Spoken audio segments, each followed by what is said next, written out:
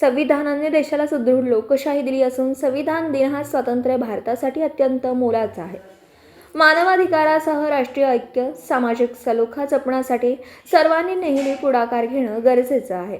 Bharat Ratna doctor Babasaheb Ambedkar यांनी प्रत्येकाच्या मूलभूत अधिकारांकरिता देशाला ऐतिहासिक असा पायाभूत कायदा दिला.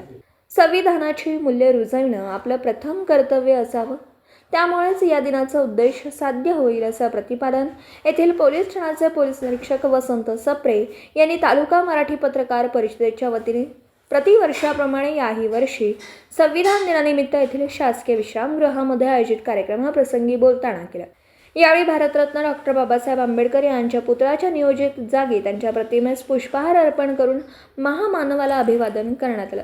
दरम्यान मुंबई येथे झालेल्या 26/11च्या भयाड हल्ल्यातील हुतात्म्यांना भावपूर्ण श्रद्धांजली अर्पण करण्यात आली. प्रारंभी पत्रकार संघाचे माजी जिल्हा सहसचिव संजय कोलते यांनी भारतीय संविधानाच्या उद्देशिकेचं वाचन केलं, तर सर्व उपस्थितांकडून शपथ घेण्यात आली.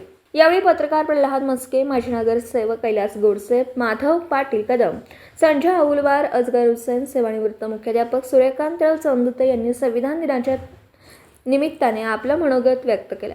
यावेळी सहाय्यक पोलीस निरीक्षक B R. Kamble, police head constable Dilip Chakradhar, पत्रकार संघाचे तालुकाध्यक्ष सिद्धार्थ चौंदुते, कुणाल चौधरी, पत्रकार ईश्वर पिनल्लावर, गंगाधर डांगे, साहेबराव अगलवाड, धम्मदत्ता कांबळे, अब्दुल रजाक, शेख जब्बार, अतिक अहमद, साहेबराव होसरे, नामदेव बिस्वार, अमोल टेकले, हाफिज कुरेशी, माधव गायकवाड, सुभाष चौंदते, अविनाश चौंदते, माजी नगरसेवक चांदू बोकेफोड, अविनाश जमखडे, साहेबराव चव्हाण, संजय उर्फ पप्पू सोनटक्के, सचिन चंद्रे, महावितरणचे यंत्रचालक जनार्दन लेंडेवाड, मेंढका येथील माजी सरपंच लक्ष्मणराव इजळकर, उपसरपंच नारायण निखाते, मुजीब पठाण, राजरत्न क्षीरसागर, अशोक पाटील, मुंगल इंजळीकर, आदित्य कोलते यांची उपस्थिती होती.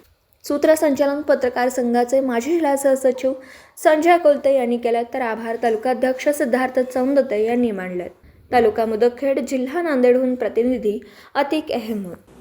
दिवसभरातील घडामोडींचा आढावा घेण्यासाठी पाहत रहा N24 मराठी न्यूज.